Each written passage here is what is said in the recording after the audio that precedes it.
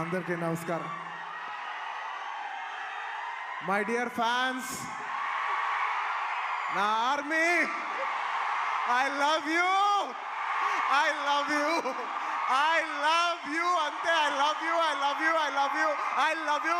నా ఫ్యాన్స్ అంటే నాకు పిచ్చప్ప, నా ఫ్యాన్స్ అంటే నాకు పిచ్చి. Thank you, thank you, thank you, thank you. నేను ఎప్పుడు అంటుంటాను, ఏదైనా హీరోని చూసి అందరు ఫ్యాన్స్ అవుతారు. నేను నా ఫ్యాన్స్ని చూసి హీరో అయ్యా. Thank you, thank you, my thank you. Cinema వచ్చి 3 ఏళ్ళు అవుతుంది. ఇంకోసారి మిమ్మల్ని ఇంత ఇబ్బంది పెట్టను. డెఫినెట్లీ ఎక్కువ సినిమాలు చేస్తా, మీకు ఎక్కువ కనపడతా. కానీ మీ ప్రేమ ఏమాత్రం తగ్గలేదు. దానికి ఎప్పటికీ రుణపడి ఉంటాను. Thank you, thank you my fans, thank you.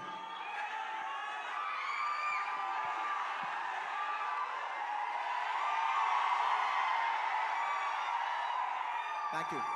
ఈ ఫంక్షన్కి వచ్చి దీన్ని ఇంత పెద్ద సక్సెస్ చేసిన మీకు, ఈ ఫంక్షన్ని టెలికాస్ట్ చేస్తున్న మీడియా వారికి, స్పాన్సరర్స్కి, అందరికి, ముఖ్యంగా అందరికీ thank you very much. And ఇంకా విషయానికి వస్తే వెరీ సింపుల్. నేను ఇవాళ ఎందుకు ఇక్కడికి వచ్చాను అనేది వెరీ ఆబ్వియస్. ఎందుకంటే సుకుమార్ గారు వైఫ్ తబిత గారు ఈ సినిమా ప్రొడ్యూస్ చేస్తున్నారు. పుష్ప 2 లాస్ట్లో చెప్తా, అది డెజర్ట్ లాంటిది. అది లాస్ట్లోనే చెప్పాలి, అది లాస్ట్లోనే తినాలి. సుకుమార్ గారి వైఫ్ తబిత సుకుమార్ గారు ఈ సినిమా ప్రొడ్యూస్ చేశారు. ఆబ్వియస్లీ ఆవిడ మేము క్లైమాక్స్ షూట్ చేస్తున్నాం. ఆ రూమ్ లోపలికి వచ్చి ఆవిడ ఒకటే మాట అన్నారు, నేను ఇలా బని గారు, నేను ఇలా సినిమా ప్రొడ్యూస్ చేస్తున్నాను, ఎలాగో సుకుమార్ గారు వస్తారు, నేను సుకుమారు మీరు గారు కాకుండా, మిమ్మల్ని కాకుండా నేను ఇంకెవరిని అడుగుతాను అన్నారు. ఇంకా ఆ మాట తర్వాత ఇంకా డిస్కషన్ లేదు, మాటలు లేవు, మాట్లాడుకోవటం లేవు. ఆబ్వియస్లీ నాకు సుకుమార్ గారు అంటే ఎంత ఇష్టం ఏంటి అని నేను మాటలో చెప్తే చాలా స్టూపిడ్గా ఉంటుంది. ఆవిడ అడిగిన వెంటనే మీరు నమ్మరు, క్లైమాక్స్ చాలా టఫ్ షూట్. నేను జనరల్లీ అనను ఈ మాట. నేను ఇప్పటివరకు చేసిన క్లైమాక్స్లోనే one of the most difficult climax, చాలా టైరింగ్ క్లైమాక్స్. అంత సిచ్యువేషన్లో కూడా ఆవిడ అన్న వెంటనే వస్తున్నాను తబిత గారు, ఇంకా మీరు ఆ మాట అనిన తర్వాత, ఎందుకంటే ఇష్టమైన వాళ్ళకి మనం చూపించాలి, మనం నిలబడగాలి. యూనో మన ఫ్రెండ్ అనుకో, ఇంకోళ్ళు అనుకో, మనకు కావాల్సిన వాళ్ళు అనుకో, నాకు ఇష్టమైతే నేను వస్తా, నా మనసుకు నచ్చితే నేను వస్తా. అది మీ అందరూ తెలిసిందే. అండ్ తబిత గారు, రియలీ మిమ్మల్ని I really like to appreciate you. ఎందుకంటే మీకు ఏ అవసరం లేదు, మీరు చాలా కంఫర్టబుల్గా ఉన్నారు. మీ సుకుమార్ గారు ఇప్పుడు పాన్ ఇండియా రేంజ్లో ఉన్నారు. మీకు ఏ అవసరం లేకపోయినా కూడా మీరుగా వాలంటీర్ చేసి సినిమా తీస్తున్నారు చూసారా, thank you for that. And it's very nice that you're very comfortable. ఒక you know you're a very comfortable lady. కానీ మీరు ఎక్కడో లేదు, నేను ఏదో చేయాలి, ఏదో ప్రొడక్టివ్గా చేయాలి, సినిమా చేయాలి అని మీరు తీసుకునే ఇనిషియేటివ్. ఇప్పుడు ఏదో మామూలుగా సుకుమార్ రైటింగ్స్లో ఫిల్మ్స్ చేయటం అంటే అది కాదు. మీరుగా చేయటం అనేది, మీరు సొంతగా, అసలు నాకు తెలిసింది సుకుమార్ గారికి ఏ మాత్రం సంబంధం లేకుండా ఇది ప్యూర్ మీ క్రెడిట్ మీద మీరు చేశారు. So I like to congratulate. సభాముఖం మిమ్మల్ని అభినందిస్తున్నాను. Darling, for the first time మీకు ఇందులో ఏ క్రెడిట్ లేదు.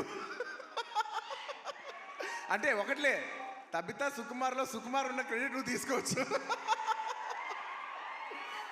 And I like to congratulate all the my best wishes to all the producers. And ముఖ్యంగా థ్యాంక్ యూ. ముఖ్యంగా ఈ సినిమాకు పనిచేసిన the most important technician, the director. ఇందాక చాలా బాగా మాట్లాడారు. I wish you all the best. ఎందుకంటే నేను ఎప్పుడు ఒకటే మాట అంట, ఎవరు ఎంత బాగా చేసినా, ఒక సినిమాలో 500 మంది పనిచేసినా, 1000 మంది పనిచేసినా, 10,000 మంది పనిచేసినా, వాళ్ళందరికీ హిట్ ఇచ్చేది ఒకే ఒక మనిషి, అది డైరెక్టర్. ఆర్టిస్ట్ ఎంత బాగా చేయొచ్చు, టెక్నీషియన్స్ బెస్ట్ చేయొచ్చు, కానీ వాళ్ళందరి culmination is the director's work. So I wish you all the best. I wish you give everybody a very big hit. And అలాగే ఈ సినిమాలో పనిచేసిన టెక్నీషియన్స్, మ్యూజిషియన్స్, లిరిక్ రైటర్స్, ముఖ్యంగా భాస్కర్ భట్ల గారు, అందరికీ నా స్పెషల్ రెస్పెక్ట్. అండ్ ఇంకొస్తే ఈ సినిమా ఆర్టిస్టుల గురించి ముఖ్యంగా చెప్పాలి.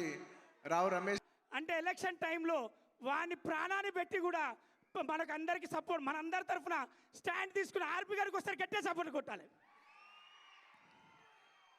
తమ్ముడు అన్నయ్య తరఫున అందరి తరఫున మాట్లాడు.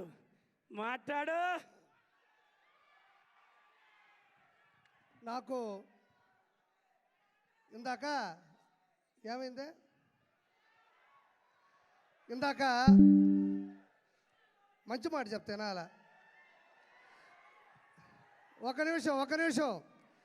ఇందాక రఘురామకృష్ణరాజు గారిని కలిసేసి ఇటు గచ్చిబౌలి నుంచి వస్తూ ఉండ కారులో, RRR గారిని కలిసి గచ్చిబౌలి నుంచి వస్తూ ఉండ, కారు ఇటు తిరిగింది, కట్ చేస్తే ఇంకో కారు ఆడేది నా వెనక. కొంచెం ఇటు ఐటికి సిటీ ఇటు తిరగగానే ఇంకో కారు ఆడేది నా వెనక. మనం వచ్చింది ఒక కారులో కదా, ఇంకొక కారు ఎక్కడి నుంచి వచ్చిందని చూసా. మళ్ళీ ఇంకొక కారు వచ్చింది. వీళ్ళెవరో మీకు తెలుసు అనుకుంటా, నా డైహార్డ్ ఫ్యాన్స్. మొత్తం అక్కడి నుంచి ఇక్కడ వరకు ఆ కారు ఈ కారు మొత్తం కలిపి నాకు ఫ్యాన్స్ కాదండి, డైహార్డ్ ఫ్యాన్స్ ఉంటారు నాకు. నేను ఎట్టబోతుంటే అట్ట వస్తుంటారు. సరే ఇదేందబ్బా ఇది ఈ విధంగా తిరుగుతున్నారు నా వెనక. సరే ఇప్పుడు నేను ఎట్ట కాపాడుకోవాలి, నేను ఎట్ట సెక్యూర్ చేసుకొని భయంతో వస్తూ ఉన్నా. కట్ చేస్తే లొకేషన్ చూస్తూ వస్తున్నాను, టక్కన వాళ్ళు అలా వస్తూ ఉన్నారు.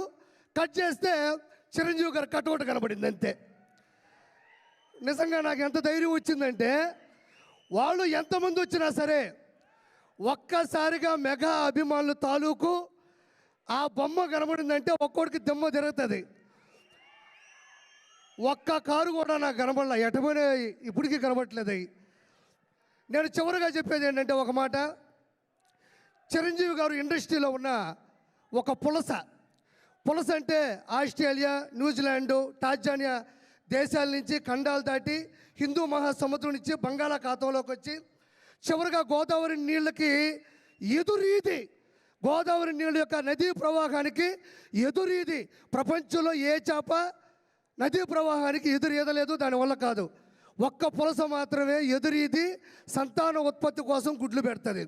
As it is in industry, megastar Chiranjeevi గారు కూడా మొగల్తూరులో పుట్టి నెల్లూరులో పెరిగి యాక్టింగ్ నేర్చుకొని చెన్నైలో అవకాశాల కోసం తిరిగి హైదరాబాద్లో హిస్టరీని సృష్టించి, అంటే నదీ ప్రవాహానికి ఎదురీదే చేప పులస అయితే కష్టాల్ని, నష్టాల్ని, బాధ్యతల్ని, బాధల్ని ఏ మాత్రం తల వంచకుండా, తల దించకుండా అదే ప్రవాహ వేగానికి ఎదురీదే ఏకైక జీవి చిరంజీవి.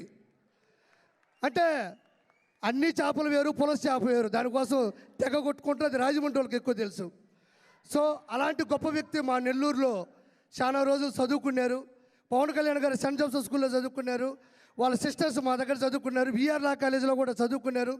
చిరంజీవి గారు అత్యున్నత స్థాయికి వచ్చేంత వరకు కూడా నెల్లూరు ఆ మనిషి మధ్యలో వచ్చేస్తుంటుంది. అందుకు అత్యున్నత స్థాయికి వచ్చేంత వరకు కూడా నెల్లూరులో బస చేసినటువంటి చిరంజీవి గారికి ప్రపంచంలో ఉన్న ప్రతి వ్యక్తి ద్వారా ఆశీస్సులు అందరిని మనస్ఫూర్తి కోరుకుంటూ థ్యాంక్ యూ సో మచ్. జై చిరంజీవ, జై చిరంజీవ, జై చిరంజీవ.